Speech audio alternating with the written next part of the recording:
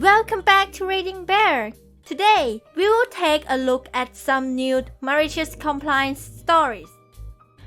And if you enjoyed my content, please don't forget to subscribe to my channel and post some bear emojis in the comments. Let's go! First one is titled, The End to a Free Decade of Netflix. Between 8 and 10 years ago I received an email welcoming me to Netflix. That was a bit concerning since I hadn't signed up, so I contacted the company. They told me someone must have accidentally used my email when they created an account. Our last names were the same and our first initial.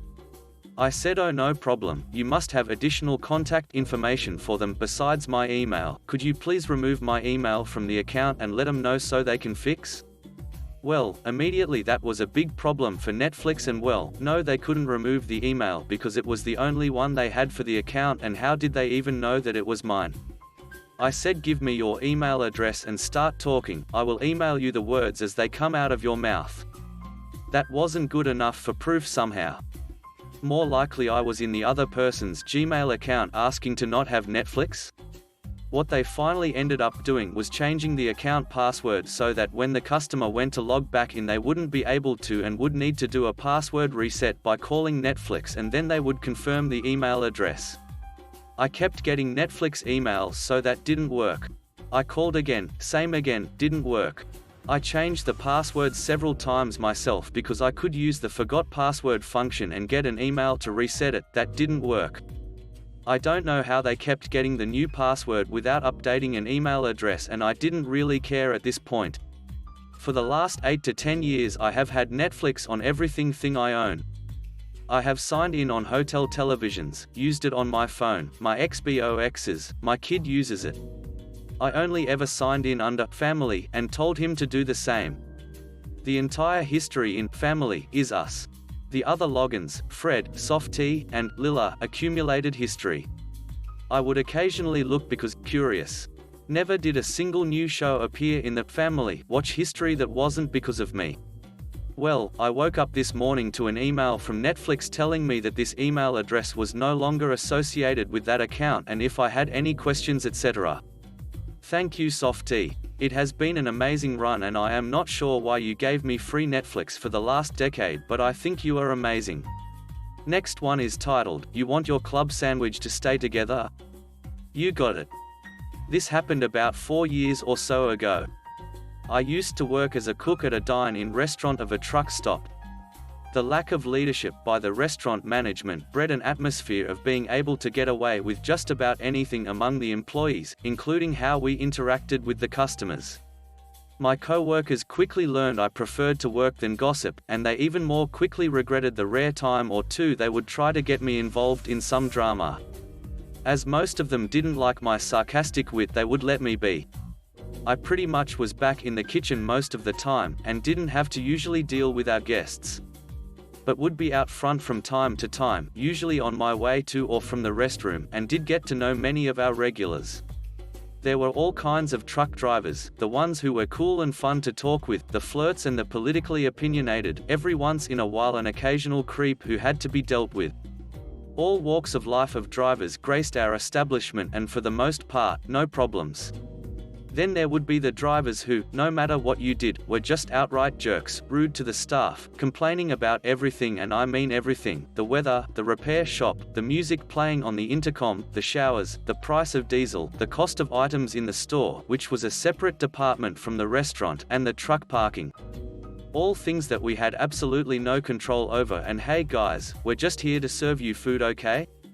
Yeah, it would get a little tedious listening to the whiners, so whenever I happened to spot the few habitual verbal offenders sitting out front, I would take the back way around to the ladies' room. Like I said, I don't care for gossip or drama. So I'm working the grill line. It's a somewhat slow afternoon, being middle of the week. The front counter is about half full with drivers sitting around chatting and eating when one of our regular jerks comes in. Now this particular regular jerk was a special breed. The kind I refer to as not happy unless they are watching the world burn. This guy took being a jerk to the next level, never wanted to socialize with the other drivers, never tipped the servers and always got his food to go. Yes, he would every single time open the container to inspect his order, grumble, and make a snide comment. Would get the same thing every time, a club sandwich with fries. And for whatever reason, he would stick his head around the corner of the server line to see who was cooking before ordering, even though he would get the same thing every single time. Out of the corner of my eye, I see this driver peeking at me for a moment before he disappears from sight. Knowing what is coming, I go ahead and start the order. Now the club sandwich we made was of the triple-decker variety. 3 slices of bread, ham, turkey, bacon, mayo, lettuce, tomato, and cheese, which upon assembly was held together with frill picks, very long toothpicks with colored plastic frills on one end, and cut into quarters. Sure enough, the ticket pops up on my printer a couple of minutes later. As I had gotten a head start, the sandwich is already laid out on my cutting board, and I'm waiting on the bacon and fries to finish cooking. I set up the to-go box and reach for the pan with the frill picks, only to discover that there are none. No surprise, honestly. The other cooks aren't exactly known for keeping up with the line stocking, so I go over to the storage room to get some. We are out completely. There isn't one single frill pick in the place. Oh shit goes through my mind. Walking back to the line, I quickly brainstorm what to do. Realize that, if I'm careful, I can cut the assembled sandwich and lay it in the box with the fries in such a way that it will not fall apart. Pleased with myself and my idea, I finish putting the order together and place the closed container in the pass-through window for the server to bag up. As I have no other orders at the moment, I decide to text my general manager, who is scheduled in later in the day, about the frill pick situation and to ask if he can stop and pick some up on his way in. Before I can hit send, I hear a bellow from down the server line. What the hell is this? Immediately on alert, I step around to the server line to see Mr. World-Class Jerk glaring at me. He repeats his question, so I ask, what's the problem? Why are there no frill picks in my sandwich, he demands to know. My reply is matter of fact, because we're currently out. Why not? Can't you ducking order right? Why can't you do your damn job? Crossing my arms, I quirk an eyebrow and flatly reply that it's my general manager who does our ordering, not me. That I wasn't even aware we were out of frill picks until just now. The server is standing nervously off to the side, she's waiting to see what goes down. Mr. World-Class Jerk inhales, sputters a little, then spits out, well, I can't eat this like it is without the frill picks to hold it together. Not while I'm driving. He thrusts the box into the server's hands. I want each sandwich section wrapped so it doesn't fall apart. Then, muttering under his breath, he steps back out front as the server scurries towards me. She hands me the box. I turn, walk past the grill line into the back kitchen and to the prep table. Setting the box down next to the dispenser. Open the lid. You want your sandwich wrapped? You got it. Each individual section. Carefully, lovingly wrapped. In a 4-foot-long sheet of 18-inch wide food service grade saran wrap. Placing the sandwich back into its box, I walked back up to the server line and handed it off to my coworker. She takes it out front. I see her hand it to this jerk, who proceeds to open the lid. He must have been satisfied because he closed the container and exited the restaurant. Walking back onto the grill line, I finish sending my text to my boss, and wonder how long it will be before the fallout from my malicious compliance hits. It never did. I don't know if he ever called to complain to my boss, I certainly didn't hear about it. Though we never saw that driver come into the restaurant again. Next one is titled, We're Creating an Hourly Bank Now? Sure, go for it. For some context, I work in a hotel. For those who have worked in this field or are currently in it, you know what I mean when I say we don't exactly have schedules. For those who haven't, stick with me and you'll know what I mean. So, I've always been the helpful kind of employee. You need a new menu done? Canva and go. Someone to welcome the guests and take them to their rooms? Sure. I only don't drive, and only because I didn't take my permit yet. Different country, different laws, etc. So, even though I am a receptionist, I do pretty much anything that needs to be done. Even though it's a small hotel, not even 30 rooms, helping with everything and still caring for you position do take a lot of time, which means I usually stay overtime. And also, if a coworker feels sick, they also know I'm the one to call. Happened before. So, the day before yesterday, our chef suggested me and my morning coworker leave because the afternoon receptionists had arrived already, so we could keep social distancing and limit the amount of people doing nothing. She said she had already talked to the boss and he had allowed it, so we left. The next morning, yesterday, we started reading the previous messages to catch up, and caught this exact chef telling our boss that she had released us early so we would owe them our credit. The thing is, there has never been such a thing in there, since the afternoon coworker and I usually stay past our time or come up early because some other employees do not respect their schedule. Also, I always show up when needed and am always available through text messages to clarify and help with whatever situations happen. So yesterday afternoon she started the same conversation, texting us and suggesting we left early so there wouldn't be too many people in there.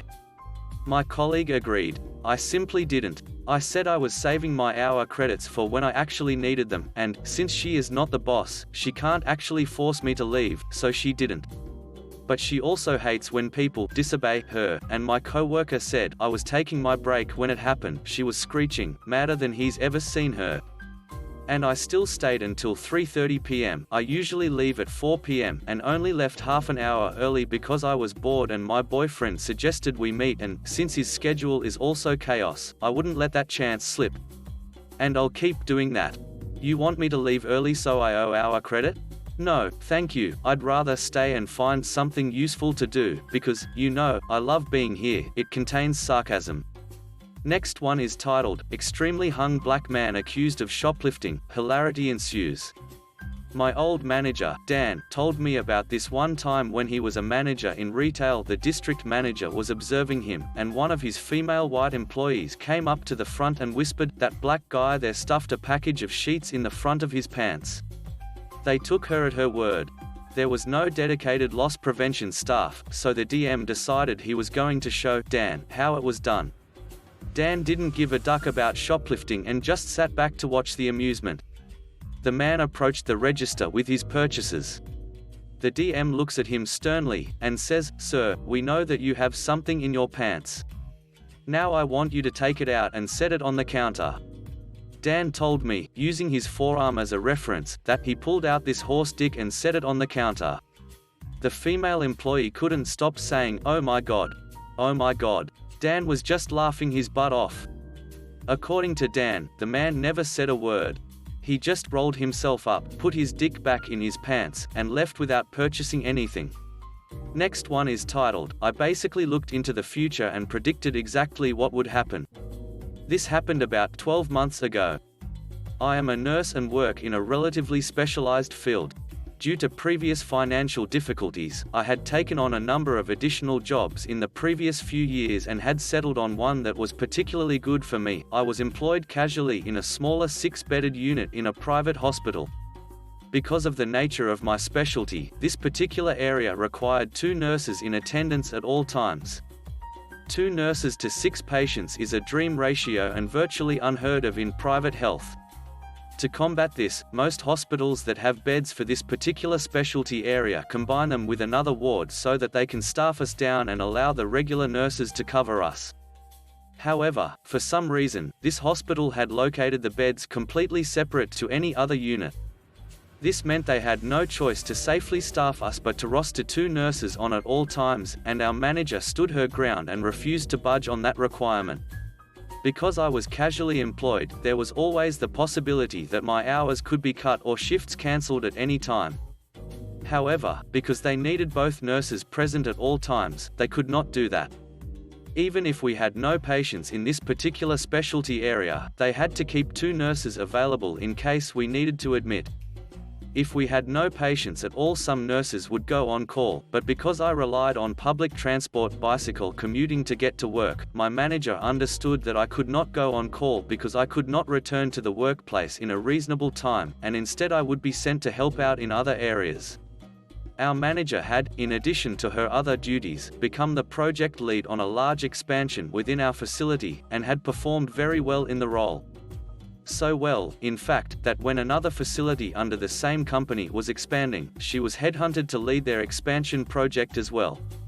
She was compelled to a secondment that would require her to live out of state for several months, and as a result, we would be given a new acting manager.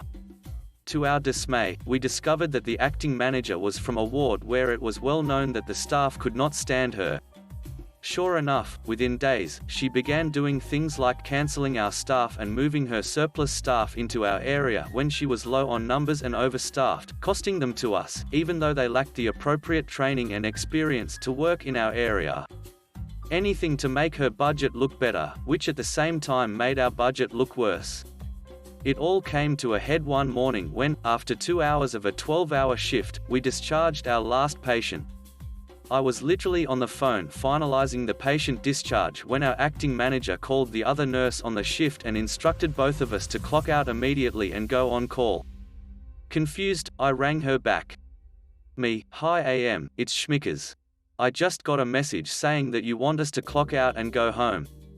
You may not be aware, although our previous manager was, but I take public transport to and from work. I can't be on call." "AM, that doesn't matter. You have no patients. I can't pay for you to be on the ward doing nothing, and no other areas require help today. I need you to clock off and go home." "Me, are you sure? We are halfway through checking the emergency trolley, there is a massive pile of follow-up calls to make and we haven't even stripped the patient room yet." "AM, that doesn't matter. Bring me your phone and keys and clock off." "Me, what are you going to do if there is an admission? It will take me over an hour to get back." "AM, well, I'll sit there until you can get back." I was fuming. The other nurse began resealing the emergency trolley and I stopped her. We had been instructed to leave, and leave we would. I marched the phone and keys to our acting manager and handed them over. As I did so, she said, "You can't be paid to sit and make phone calls. That has to be done when you have patients." I replied, "We are busy with the patients when we have patients. Besides, it's only just past 9 AM, and most of the follow-up calls are to families with children who are busy doing school runs. I wouldn't answer a call from an unknown number before 9 AM. I handed the keys over, clocked off, and began the journey home. I hadn't reached home before I got a message from my other workplace, asking for a nurse for the night shift and offering an overtime payment. Now, I was booked for a day shift at my second job the next day, and I knew we had no theater cases booked, which meant the likelihood of that shift being cancelled was also high. I couldn't afford to sit at home waiting for work if we didn't have patients, but just to be sure, I gave the union a quick call, and they managed to illuminate something wonderful. As a casual employee, I was not entitled to be on call at all. That meant not only could they not ask me to be on call, but I also was not entitled to the measly $26 allowance that permanent employees received. As soon as I had clocked out, my shift had ended. Armed with that knowledge, I rang my acting manager and informed her that I had been offered to pay work that night, and as a consequence, would need to cancel my shift the following day. She was quite hostile, asking, "Do you normally cancel work here to work elsewhere?" I replied, "I don't normally have my shifts cancelled at all, but I am not a charity and cannot sit at home unpaid when I could be paid to work elsewhere. I have a family to support." After this call, I sent a quick email to my usual manager, outlining the acting manager's request and why I had left the ward disorganized, the emergency trolley unsealed, and a stack of work not done, and went to bed to have a nap. I was awoken at approximately 16:15 in the afternoon by my wife, looking confused. My acting manager had rung and left a message with her that we were admitting a patient and she required me back at work. I was bemused. The acting manager should not even have been there at that time of the afternoon, and clearly lacked the stones to talk to me directly. No matter. I rang the hospital supervisor. "Me, hi, it's Schmickers. I just got a message via my wife that I'm a bit confused about. Apparently there is a patient, and you want me to come into work for a shift?" "Supervisor, that's right, we're admitting to your area. We need you back in." "Me, you know my shift was cancelled, right?" Supervisor, AM told me you were on call. Me, well, I can't be on call, I'm a casual employee. My shift was cancelled. Besides, by the time I've dressed, packed, got on my bicycle, ridden half an hour to my nearest train station, caught the train, changed to a tram, then walked the rest of the way, then showered and changed, it'll be, quick check of the time, 18:30. My shift was meant to end at 19:30. I don't think I'm going to be much help to you. I heard the sound of the phone being covered, and a muffled voice, before shouting and ranting, began in the background. It was my acting manager, still clearly there and clutching her pearls about how unreasonable it was that it would take 2 hours for me to return to work. As the ranting continued, I spoke on the phone again. Supervisor, it's Schmickers. I know you have AM shouting at you in the background, but right now I'm the person you need to be listening to because I called you. AM is well aware of how long it takes me to return to work because I told her this morning. She knew when she asked me to clock off that I would not be returning to work. I'm sorry she gave you the impression that I could be on call, but I cannot. Now, as I am not able to assist you any further and I am not on the clock, I will be ending this conversation. And I put the phone down. I got a couple of confusing texts about why I wasn't working the next day and what the duck had happened on the ward from the night staff when they arrived and began resealing the emergency trolley and arranging for after-hours bed cleans. I had a week off after that. Unfortunately, this particular manager appears to be Teflon coated, but I've never had a shift cancelled since. Last one is titled, "Don't borrow the projector adapter from the Cram school so I can do my job?" Okay. I work at a Cram school in Asia and my boss has a lot of stupid rules. In each room of the Cram school, there are adapters that fit our different laptops so that we can project the lessons that we are teaching. Since my workplace didn't supply us with work laptops and standardized everything, they have had to buy different kinds of adapters that will enable us to project the lessons. I'm salty about not being given a work laptop, but that's not the point of this story. Anyway, some of my colleagues cannot be responsible for the adapters they have borrowed, and so adapters have gone missing. To fight this, my bosses have implemented the rule that no one can take the adapters from each branch of the center. They have also labeled them so that they know which center each adapter is supposed to be at. Normally, this rule is fine, but one day, I had to go to another branch B, to teach a class since a teacher had called in sick. Branch B does not have the adapter that will enable me to project onto the screen, since I am using a MacBook. Since I am not allowed to bring the adapter from the center that I work at, Center A, I simply did not grab it from Center A before I left work the previous day, and made my way to Center B in the morning to let this scenario unfold. In the morning of my class, one texted my boss that Branch B does not have a compatible adapter with my MacBook Air, and that I couldn't project the lessons onto the screen. The class starts, the students come in, and I have to tell them that I cannot project the lesson onto the screen. We waste a few minutes of precious time and my boss has to come into Branch B in her pajamas and her UN made-up face to hand me a compatible adapter. I enjoyed seeing the haggard look on her face because this is the consequence of her inflexibility. The kids and I also got to slack off for a bit before starting class, making it a win for all of us. Thanks for listening.